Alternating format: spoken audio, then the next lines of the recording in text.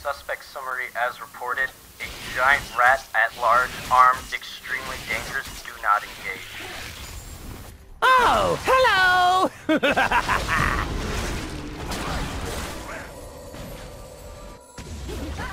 And just like that, the plant lady falls. That clip wasn't great in demonstrating how powerful Twitch's assassination potential can be. How about this?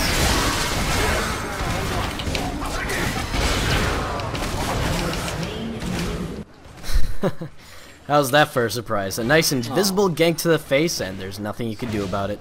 That's what I love about Twitch. One second your opponent is happily farming their lane, and then the next second... Sewer skewers for everybody! Little Blitzcrank is running for its life. Hello folks, my name is Mono, and I'm here to talk about Twitch, the Plague Red. Twitch is extremely unique in the sense that he is one of the only AD carry that is considered an assassin. Even though it sounds good, he struggles a lot in this tank meta and has a lot of other problems, including a weak laning phase that doesn't make him too strong. So today I'll be discussing some touches on cleaning him up and making a more effective AD carry on our favorite cheese lover. Speaking of cheese, one of the most underrated bot lanes in League of Legends is Cassiopeia support in Twitch.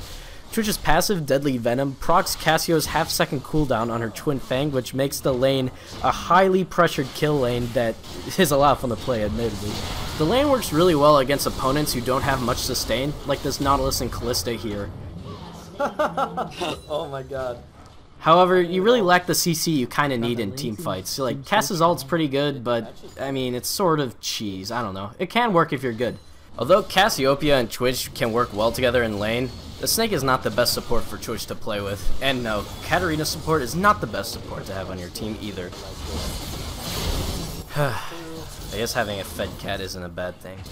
I'd have to say Braum is probably one of the best supports for Twitch to play with. His concussive blows and his winter bite stacks up really nicely with Twitch's attack speed buff and his ultimate.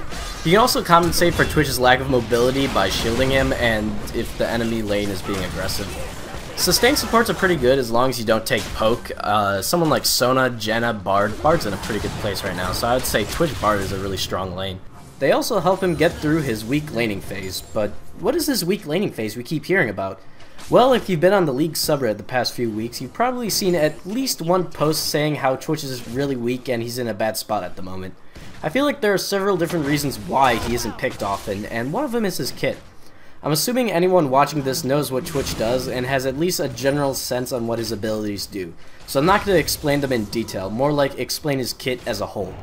Let's start out on how Twitch is supposed to work, how to pick off or assassinate someone, which is a prominent aspect of his overall kit. To do this, you must stealth from a distance with your Q, or ambush, get close to the enemy, auto-attack, use your Venom cast to slow them, and apply 2 stacks of your Deadly Venom passive. If you have Blade of the Ruined King, use that with your Venom cast. Keep hitting them until you get max Deadly Venom stacks, and use Contaminate, usually when they're out of auto-attack range. This is usually the finisher. And in teamfights, it's generally the same thing. Before attacking, stealth to get your Q to the max attack speed after you come out of stealth.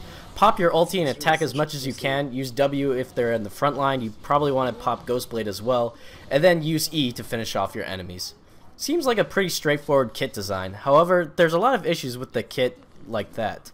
Let's start off with the nerfs he received on patch 4.10. They lowered his base damage from 52 to 49, raised his stealth time from 1.5 to 1.25, raised his stealth time while taking damage from 3 seconds to 6 seconds.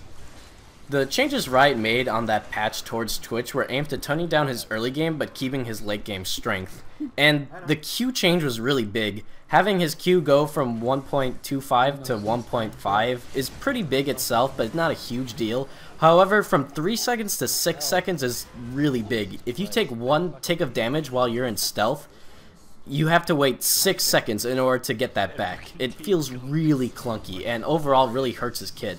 It also ended up making his laning phase really difficult to endure. His late game is generally still fine. Well that's cool and all, but the laning phase is too hard to get through. It's not even worth trading auto attacks with opponents because most ADs have better trading methods. Twitch's main trading tool is his W, which has problems of its own.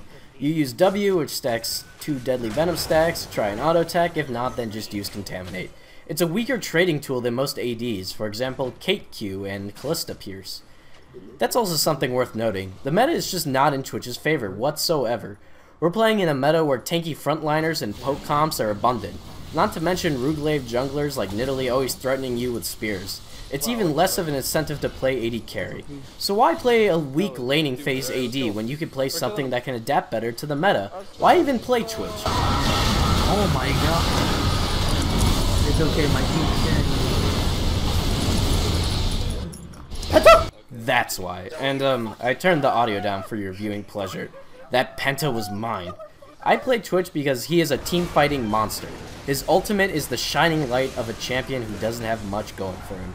But let's look at that fight again. I stealthed in early with that fight, because Diana did not see me when she placed that ward, and she engaged on GP because I was stealth. I was then able to do tons of damage to their squishy mid laner and everyone else on their team with my Rat-a-tat-tat and my Contaminate. There's no doubt that Twitch is one of the best team-fighting champions in the league, and he could do well with coordination and good positioning. Even though teamfighting and finding picks do happen frequently on a game of Summoner's Rift, the laning phase is such a vital aspect of the outcome of a game.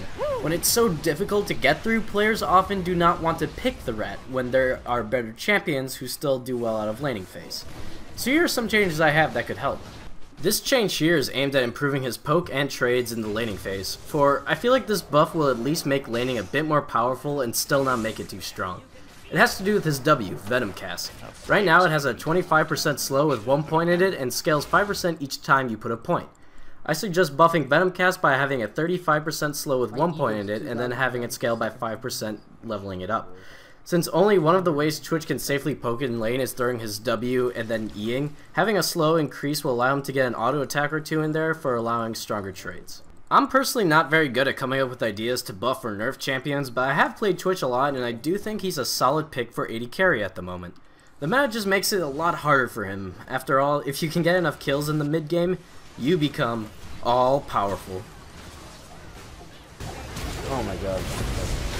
It's okay if I'm coming in for the team. Clean up here. Clean up here. Right here, That was so ugly. Ugh, and that was the ugliest quadra kill of my life. To be fair, my ping jumped. Anyways, thank you guys for watching. Hopefully you have a better understanding of Twitch, and I want to hear more from you guys, and what do you think Twitch could get better at? What do you think he can improve on? Anyways, hope you guys enjoyed. Take care.